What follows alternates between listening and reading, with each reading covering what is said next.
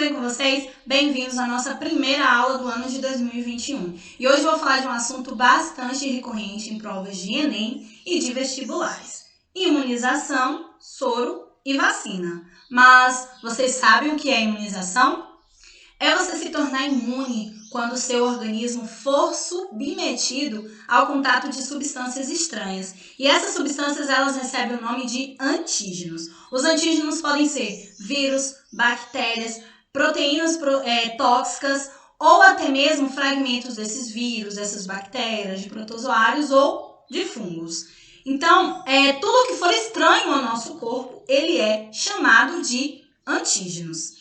E para combater esses antígenos e para ficar imunizado, como é que faz? Algumas dessas substâncias, desses antígenos, eles são capazes de desencadear uma resposta imunológica. Ou seja, eles são capazes de produzir anticorpos que vão atuar defendendo o nosso corpo da possível ameaça desses organismos infecciosos, desses antígenos. Então, os anticorpos, eles são estruturas proteicas capazes de sinalizar esses antígenos para que as células fagocitárias possam destruí-los ou até mesmo inviabilizá-los. Então, inviabilizar o seu funcionamento, o funcionamento desses antígenos. Então, os anticorpos, eles são uma ferramenta de defesa para o nosso sistema imune. Eles são importantíssimos para o nosso sistema imune. Imunização.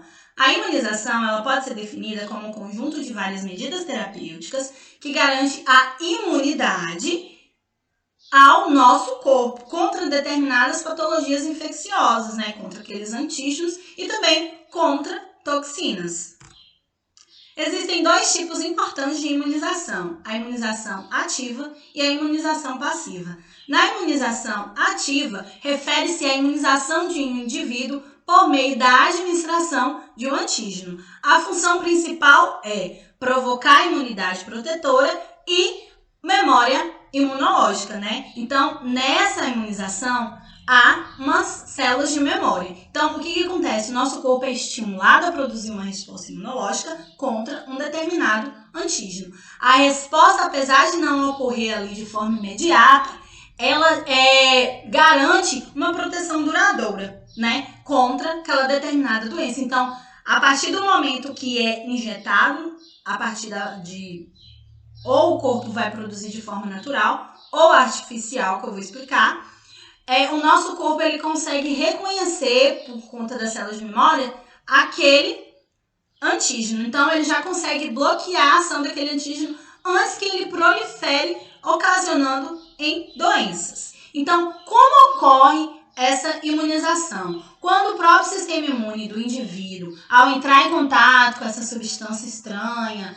ao organismo, ele responde produzindo anticorpos e células imunes, células dos linfócitos T. Então, esse tipo de imunidade garante esse tipo de imunidade, geralmente, ele dura por anos, por anos, ou até mesmo por uma vida. Então, os dois meios de adquirir imunidade ativa: ou de maneira que o nosso próprio sistema imunológico vai entrar em contato com esse corpo estranho e ele mesmo vai desencadear a produção de anticorpos para eliminar, para combater, para construir uma barreira para eliminar esses antígenos, ou por meio artificial, por meio da vacina. Então, na natural, o nosso corpo vai produzir esses anticorpos. O sistema imune inato, ele vai ter essa função de estar produzindo esses anticorpos para eliminar esses antígenos.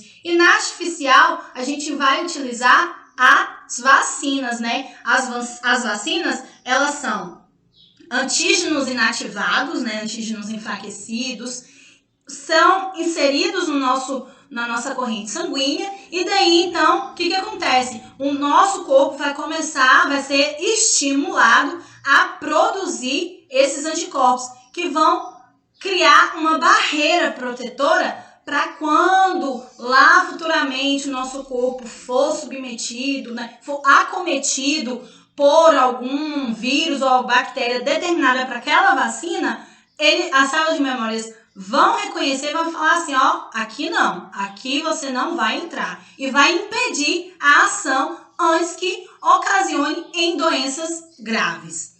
Já na passiva, o nosso corpo já vai receber esses anticorpos prontos. Não é necessário produzir e não possui células de memória. Então, a duração da imunização passiva é de dias ou até meses. Ela não tem uma ação duradoura, mas ela tem uma ação curativa e ela é imediata. Se caso precisamos dela ali naquele momento, ela vai fazer a sua ação ali naquele exato momento.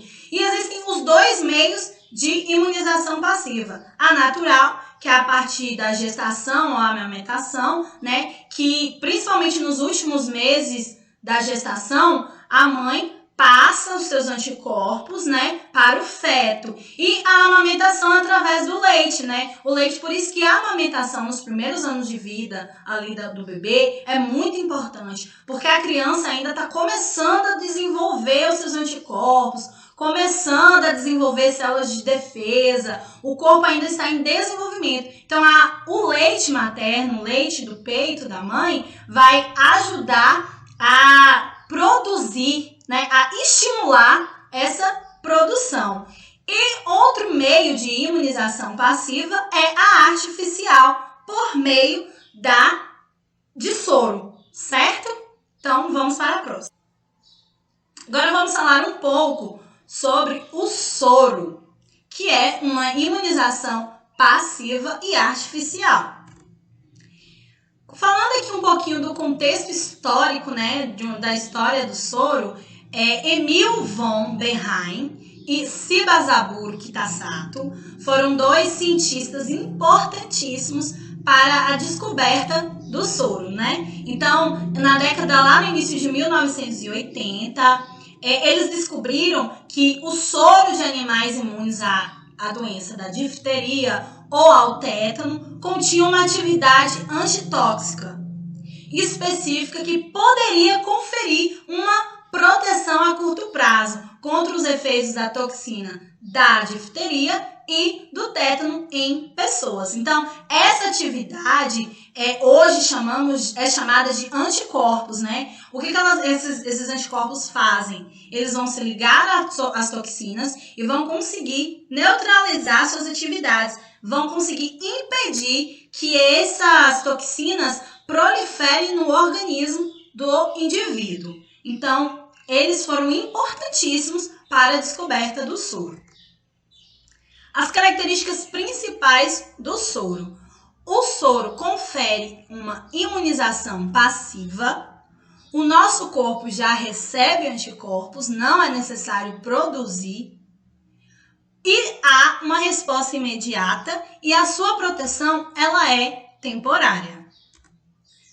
Como ocorre a produção aqui do soro? O soro é o seguinte, geralmente utiliza-se animais de grande porte como o cavalo, porque eles têm mais resistência e conseguem produzir isso com mais eficácia. Então, é inoculado, né, é injetado uma quantidade específica do veneno, dos antígenos do veneno de uma cobra, vamos supor. Lembrando que para cada tipo de cobra, cada tipo de animal, de espécie de animal ali, é necessária a produção de um soro específico. Então, um soro específico para cobra coral é aquele ali. O soro para a cascavel é para aquele soro específico para cascavel, para combater aquele veneno.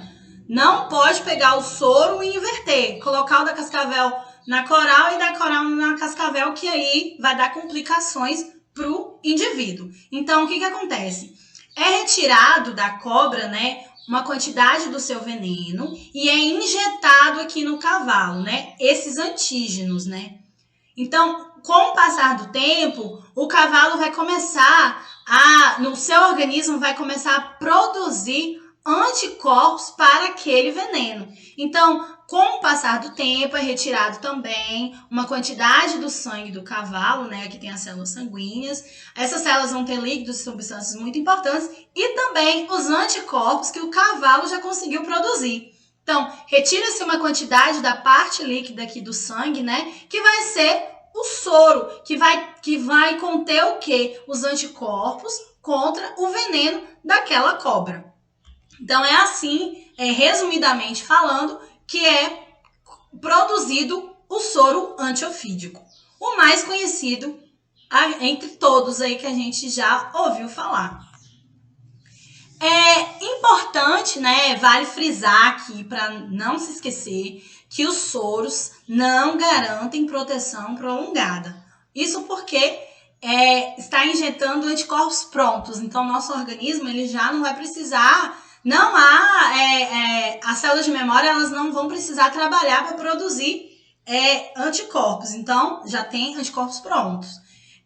Uma coisa importante aqui, uma informação importante, é que aqui no Brasil temos o Instituto Butantan, que ele é responsável por cerca de 80% dos soros e vacinas utilizados no Brasil. Eles são responsáveis por produzir esses variados tipos de soros existentes no Brasil desde 1901. Então, o Instituto Butantan, ele é voltado para a saúde pública, né? Ele é o responsável por grande parte dos soros e vacinas produzidos aqui no Brasil. Isso, e seus produtos fazem parte do quê? Do Programa Nacional de Imunização. E são enviados ao Ministério da Saúde e distribuídos, né, de forma gratuita para a população. O tipo mais conhecido de soro, que a gente sempre já ouviu falar, que eu acho que todo mundo já ouviu falar, é do soro antiofídico. Mas há vários outros soros. Eu vou citar alguns aqui que também, provavelmente, vocês já devem ter escutado um ou outro. Existem soros para acidentes. Existe soro para acidentes com cascavel, que é chamado de anticrotálico. Existe soro para acidentes com cobra coral. Antieláptico. Acidentes com escorpiões, anti-escorpiônico. Acidentes com aranhas, anti-aracnídeos. Tratamento da raiva, o antirrábico. Gente, além dos soros, né, antipeçonhentos, o Instituto Butantan também produz soros para tratamentos específicos de infecções, né? E também para prevenção de rejeição de órgãos, quando a pessoa vai fazer algum transplante ou algo parecido, ou já fez o transplante, né? Para tratamento da raiva tem o antirrábico, tratamento da difteria tem o antidifterico, tratamento do botulismo tem o antibotulínico, tratamento do tétano tem o antitetânico e também existe o soro para diminuir a possibilidade de rejeição de órgãos, que é o antitimocitário. Agora vamos falar um pouco da vacina, que também é bastante importante. Ela confere o quê? Imunização ativa ao nosso organismo. Então, falando também um pouquinho aqui do contexto histórico das histórias da vacina, sua procedência é comumente atribuída a Edward Jenner. Lá no final do século XVIII, ele observou que a doença da varíola bovina, ou também chamada de vacínia, era relativamente branda e parecia conferir uma proteção contra a doença da varíola humana, que é geralmente fatal. Então, o que ele fez? Ele fez uma experiência comprovando que ao inocular uma secreção de alguém com a doença em uma pessoa saudável, aqui ele injetou nessa criança saudável, aqui, né, ele utilizou uma criança, essa desenvolvia sintomas muito mais brandos e acabava tornando-se imune, né, tornava-se imune à patologia em si. Então, ela ficava o quê? Protegida. Então, Jenner, ele desenvolveu essa vacina para a varíola humana lá naquela época onde havia uma grande epidemia de varíola, né? As pessoas estavam sendo acometidas por essa doença, certo?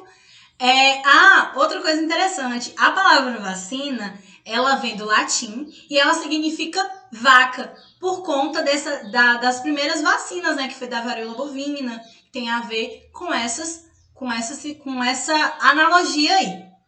Então, as vacinas, elas são uma forma de proteção que estimula o nosso corpo a produzir anticorpos contra determinada doença. Então, ela é inoculado, né, é injetada em nosso corpo antígenos já inativados que não vão provocar a doença, e o nosso corpo, a partir das células de memória, vai começar o quê? Produzir anticorpos para criar uma barreira protetora contra aquela determinada doença. Então, as características principais da vacina. A vacina confere uma imunização ativa, o nosso corpo produz resposta imunológica contra um determinado antígeno, tem proteção duradoura com agentes protetores e é feita a partir de organismos atenuados ou inativados. Ou seja, esses antígenos, esses organismos atenuados, são organismos que, ao serem colocados em nosso corpo, eles estimulam a produção de anticorpos e de células de memória para o nosso sistema imunológico. Então, assim, quando o nosso corpo lá algum dia for acometido, né, for invadido por alguma doença determinada a essa vacina, o nosso corpo já reconhece e já consegue eliminar. O nosso organismo reconhece e elimina essa doença antes dela. Então, o nosso corpo já consegue eliminar antes da doença se agravar. Então, os organismos eles podem ser atenuados, que são organismos mais enfraquecidos, e também podem ser inativados, né? Então, tem vacinas que têm conservantes, as vacinas elas têm vários componentes, fora os vírus, tem outros componentes também que são importantes para a produção da vacina, né? Para a eficácia da vacina. Outra coisa importante é que a maioria das vacinas, elas protegem entre cerca de 90% a 100% das pessoas, né?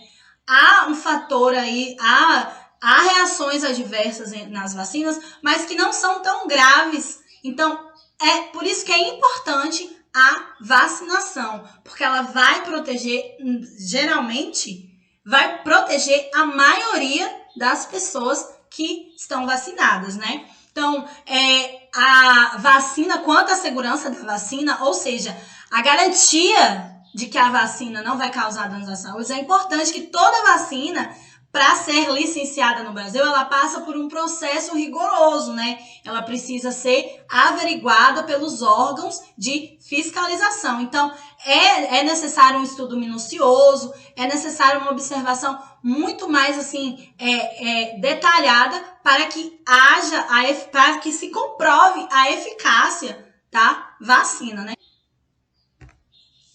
E aqui, as vacinas atenuadas e vacinas inativadas. Aqui tem só um esqueminha para vocês conseguirem memorizar como seria. Aqui tem um vírus, né, de um vírus selvagem. Aqui já tem um vírus modificado, a gente já percebe que ele aqui dentro é mais clarinho.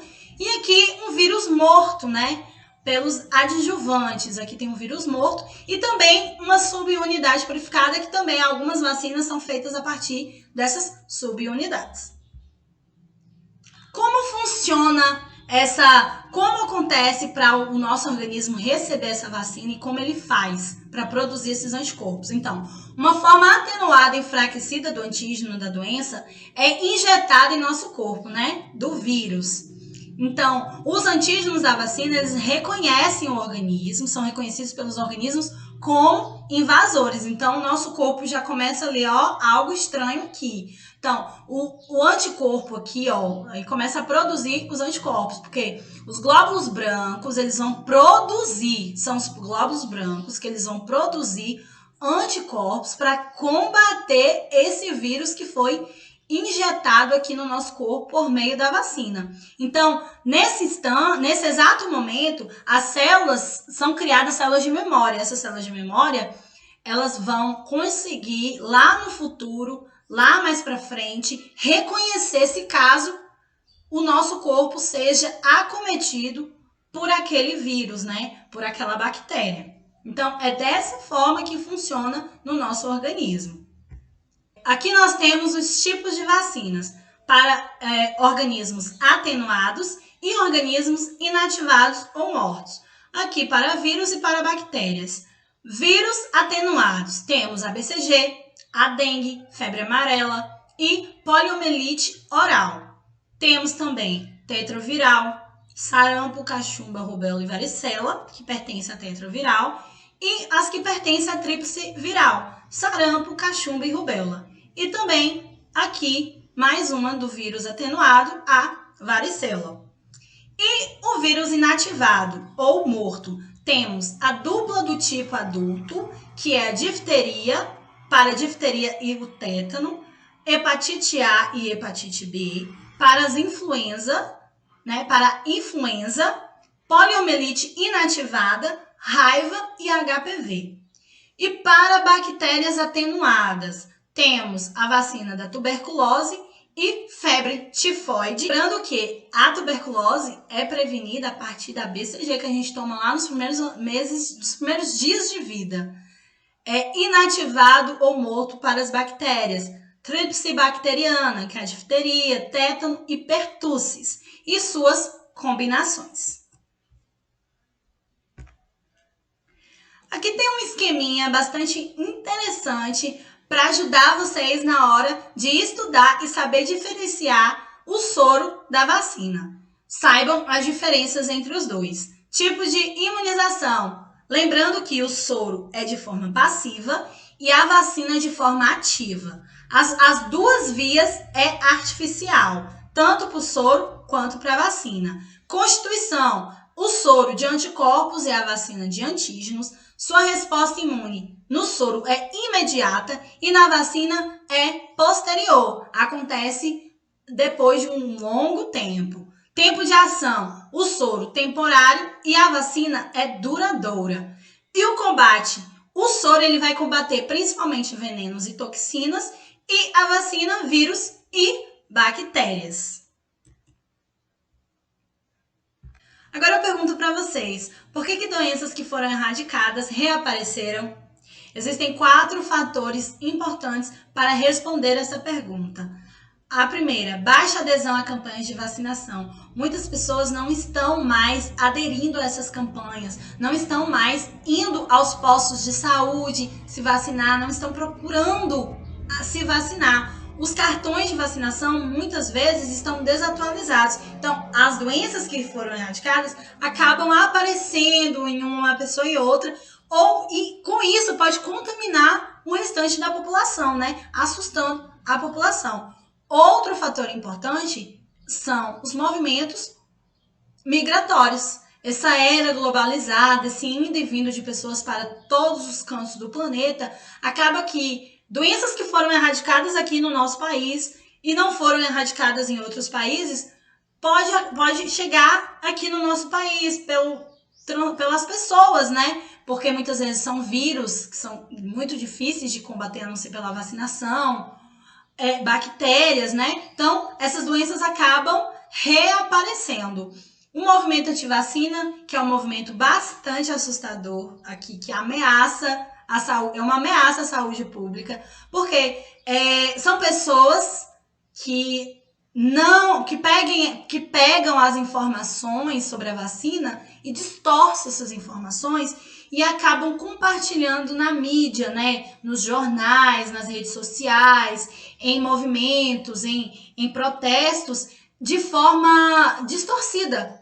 Ou seja, as famosas fake news. Então, as pessoas acabam acreditando que a vacina ela não é uma forma de prevenção, ela não é importante para a nossa saúde. Acabam acreditando que a vacina é algo negativo. Então, isso é uma coisa importante, é que a gente passa a se informar mais sobre como é produzida a vacina, qual é a eficácia, qual vacina que vai ter reação, qual que não vai ter, quais são os níveis de reação que a vacina pode ocasionar para o nosso organismo, Pode conferir ao nosso organismo. E outra coisa importante também, o último fator que não menos importante, é a falta de acesso às informações. É isso, a falta de saber a produção, de como é feito, de procurar, de pesquisar sobre o processo de fabricação da vacina, analisar o contexto histórico de como foram erradicadas aquelas doenças, que hoje, graças à ciência, temos as vacinas para impedir que elas proliferem, causando mais uma pandemia, né? Que a gente está aqui vivenciando nesses um ano de pandemia.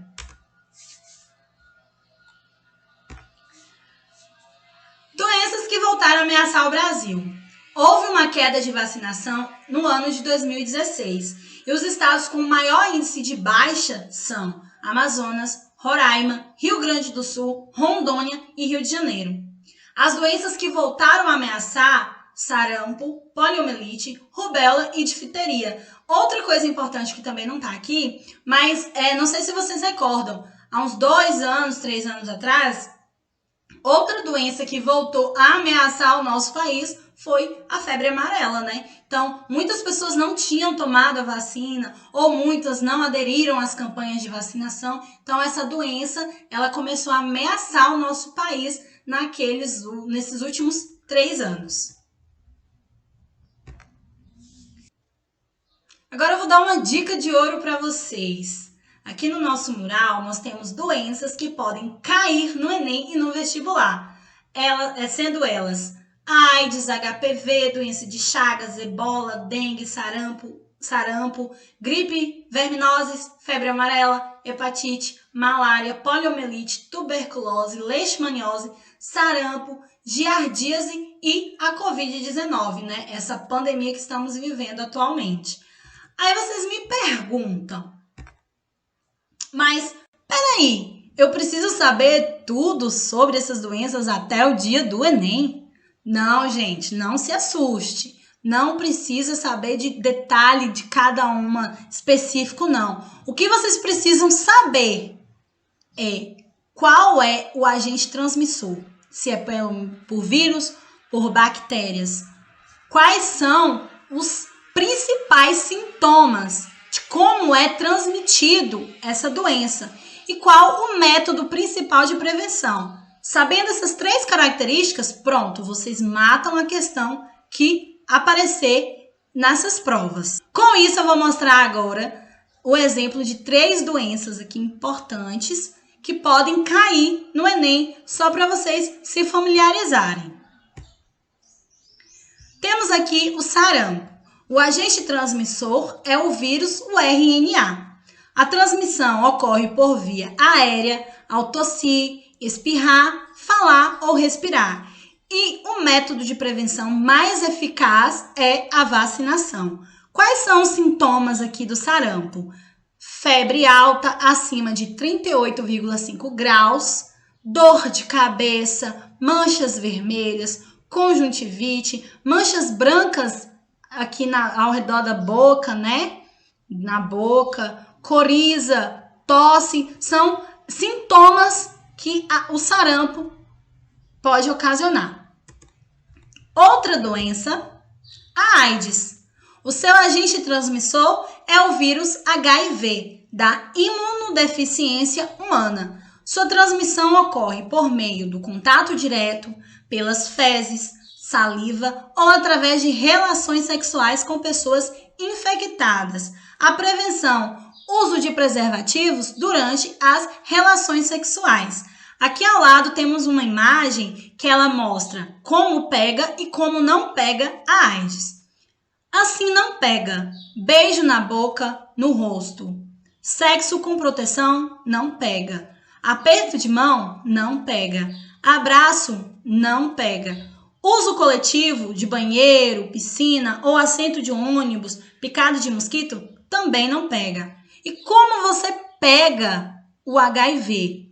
De mãe HIV positivo para seu filho durante a gravidez ou parto. Assim pega. Leite materno, se a mãe for HIV positivo, assim pega.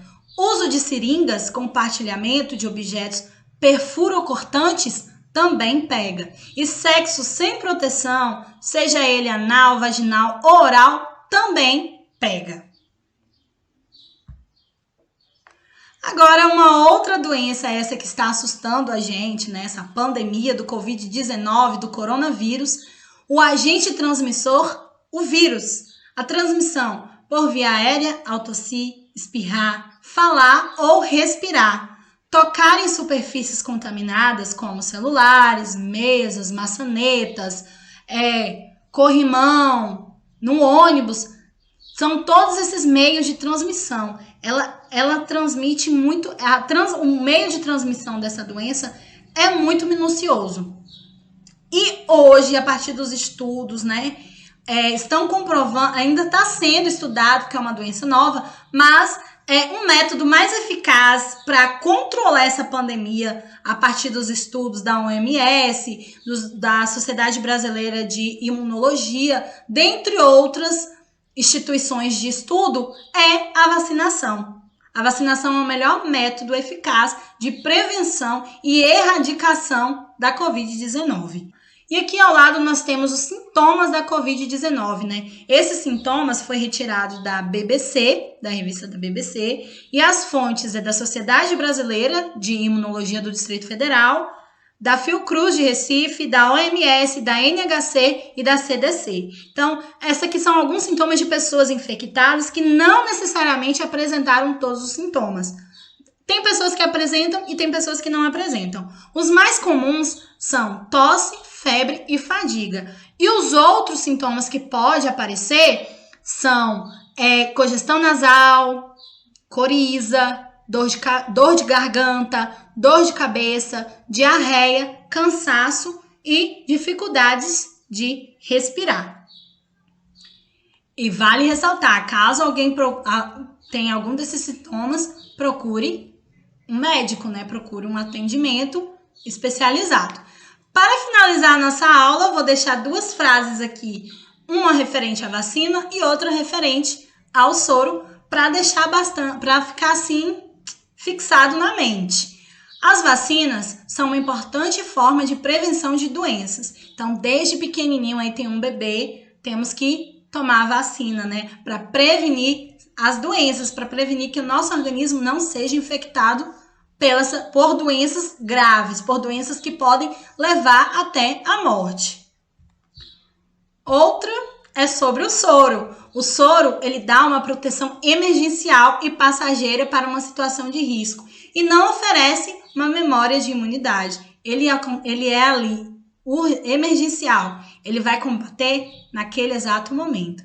E com isso, encerro a minha aula. Espero ter contribuído um pouco com o conhecimento de vocês. E até a próxima. Tchau, tchau!